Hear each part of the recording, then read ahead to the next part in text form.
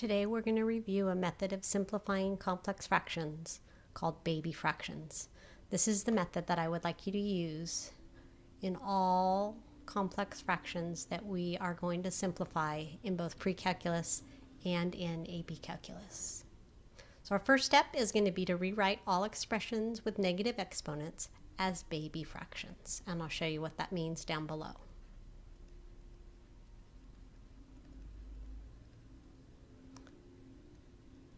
In this fraction, we're going to keep our big fraction bar and make sure that that goes all the way across every term so that you can tell what's on the top and what's on the bottom. And then we're going to look at each term in the complex fraction. So the number 1 is a whole number. It stays as a whole number. Then we have minus. In our second term, we need to pay attention to which pieces actually have negative exponents.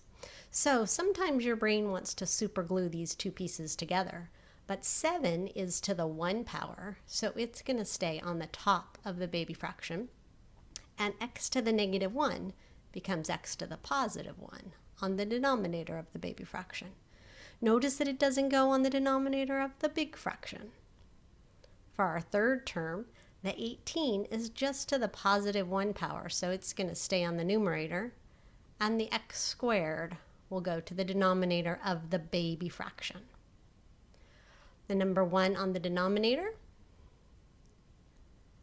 then we have a 4 over x squared. Step 2 says factor if necessary. In this case, our denominators are just monomials, so they don't require factoring, but you'll get some practice on factoring your baby denominators. In step number 3, we're going to multiply the top and the bottom of the big fraction by the LCD, or the least common denominator, of all the baby fractions. And our goal is to eliminate all denominators, so we should have a simple fraction in our second step. So looking here, this has a denominator of 1, a denominator of x, a denominator of x squared, a denominator of 1, and a denominator of x squared. So our least common denominator is x squared. We're going to multiply the top of the big fraction and the bottom of the big fraction by x squared. Sometimes it makes it easier for you to see if you think of that as x squared over 1. The 1 on the denominator is totally optional.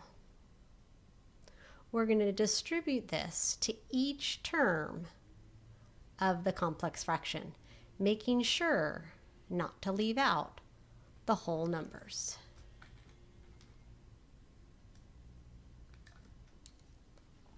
So x squared times 1, we get x squared.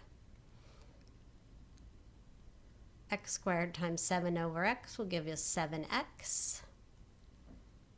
And notice that all of the denominators of our baby fraction have canceled out. And our final step, number 4, is to simplify our final fraction if possible. In this case, we can factor the numerator.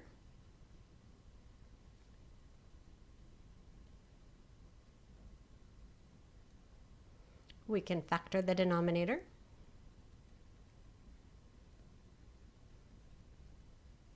We can cancel common factors. And your simplified fraction looks like this. So we have x minus 9 over x minus 2.